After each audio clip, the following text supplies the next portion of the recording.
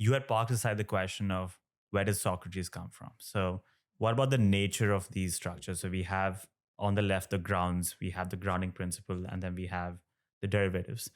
What's the nature of all of these? Obviously, one's fundamental, one's derivative. Are these emergent from something concrete, something material? Where do these come from? So, well, Socrates, I think, would be a poor candidate to be a fundamental entity himself. Right. But among the more plausible theories of what fundamental entities Socrates flows out of would be one option would be a kind of atomistic theory that says, well, there's a bunch of fundamental particles that compose Socrates. And so we might try to break Socrates down into the tiniest Lego bits that ultimately construct him.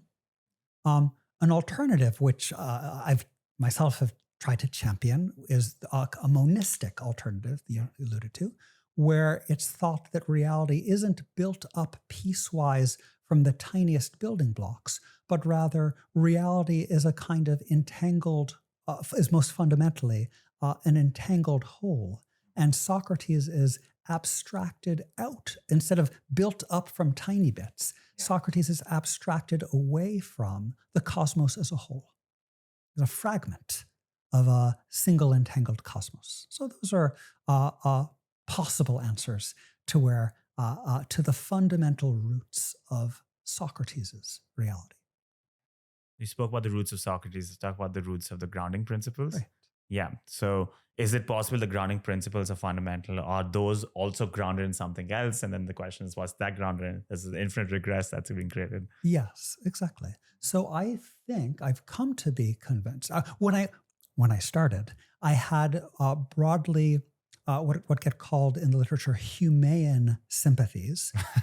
This is sort of David Hume via David Lewis. Yeah. And the idea is mainly seen with respect to the laws of nature, where the Humean view is that the laws of nature are not additional fundamental constituents of the universe, but they're really just summaries of the pattern of events.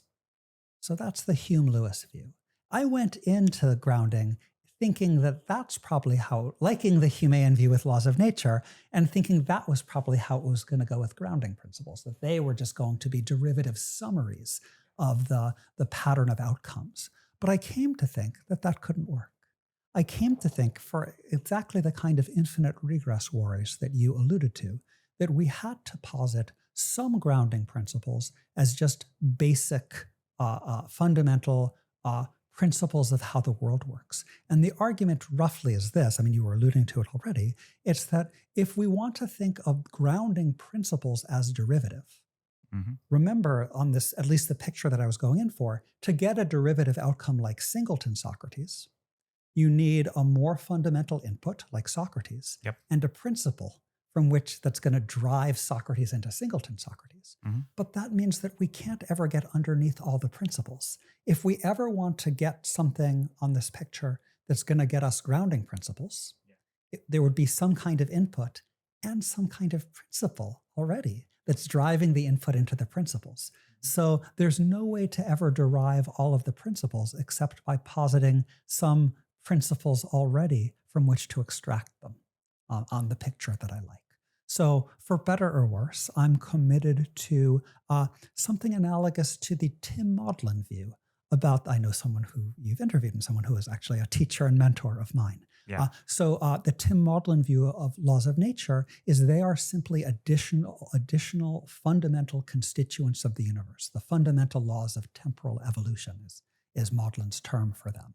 So I'm committed on the grounding side to something quite analogous. I'm committed to instead of fundamental laws of temporal evolution, fundamental laws of metaphysical evolution, if you like. It's interesting. So I recently also interviewed Stephen Wolfram. I'm not sure if you're familiar with this work. And he describes, and now we talk about the temporal evolution, he describes rules and cellular automata and how this complexity emerges from these simple rules.